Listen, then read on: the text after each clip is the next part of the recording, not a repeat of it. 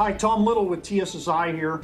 I am the product manager and product developer for a lot of our TACOps equipment. TACOps is our brand name, obviously short for Tactical Operations. TACOps items are items that we've developed primarily at the request of specific customers, or if we see a real void in the industry of an equipment item or equipment type that we really think needs to be out there based on conversations with end users. I'm going to go over some of our TACOps equipment that is unique to responding to mass or multi-casualty incidents, and we'll also take a quick look at some of the equipment to round out that type of mission accomplishment on the part of our end users. Any discussion of TSSi and our TACOps equipment really, obviously has to start with our very well-renowned M9 bag.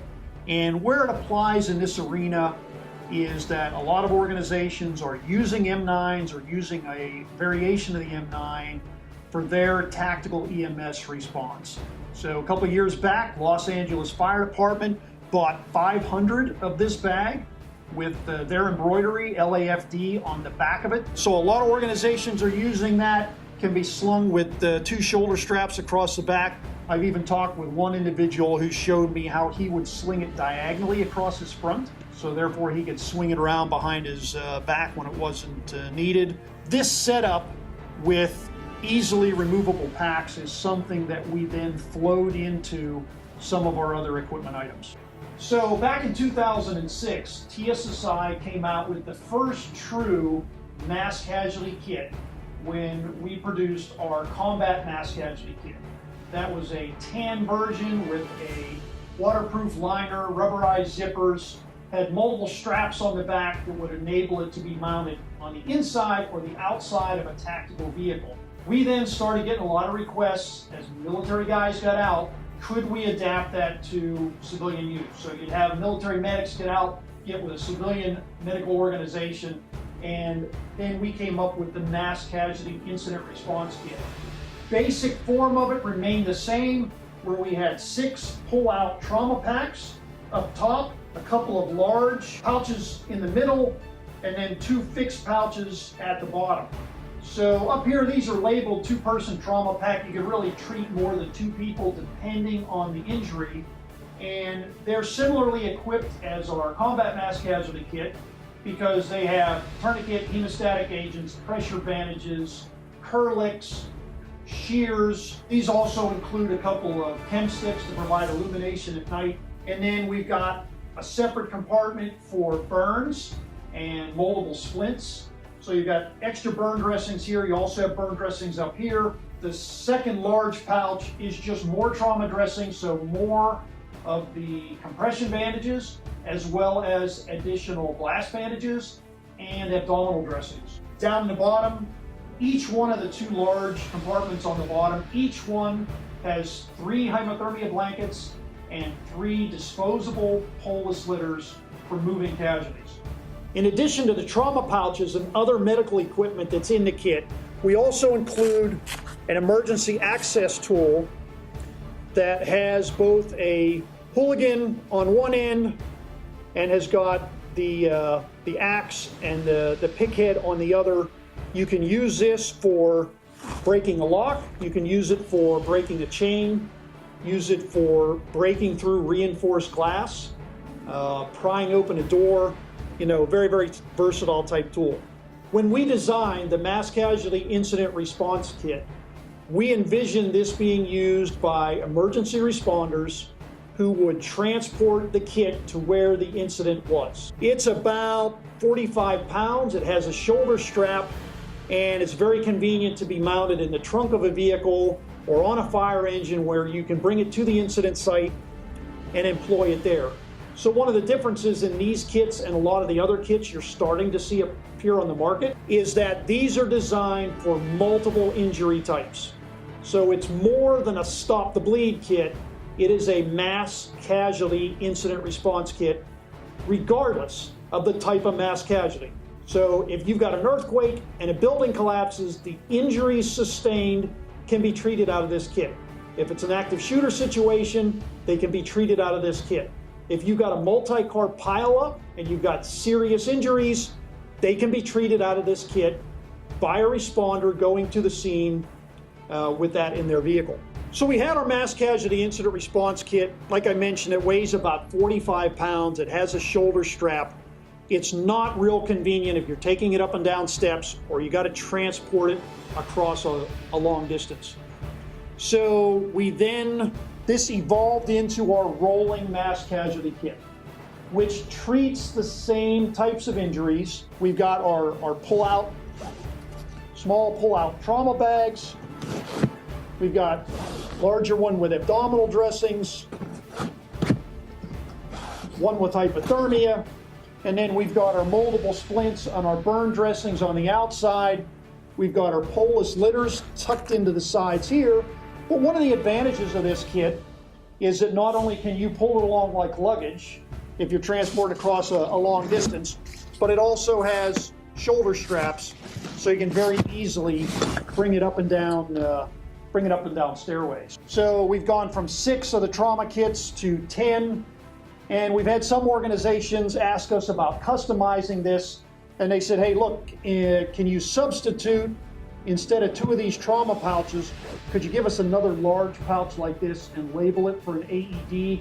And the answer to that, as with all our TAC Ops products, absolutely we can do that, because it's not our kit, it's your kit that we're trying to provide. I had a fire department up in New Hampshire that was looking for TEMS, tactical EMS equipment, for their emergency medics.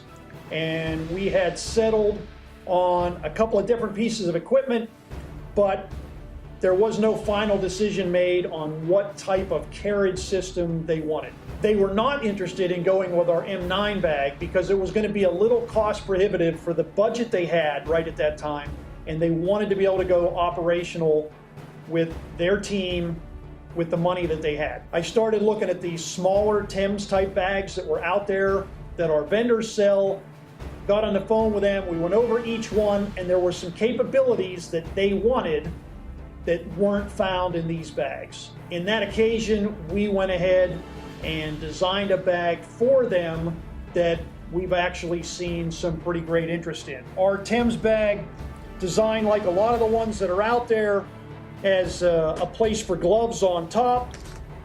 On the inside, the standard elastic for chest darts, for nasopharyngeal airways, Sharpie markers, lots of elastic, and hidden pocket on the inside. But one of the things they wanted was they wanted the ability to mount additional components on the outside. So we went ahead, we put the PALS webbing around the outside. Back here in the back, we set it up so there was a nice big flat pocket for mounting chest seals.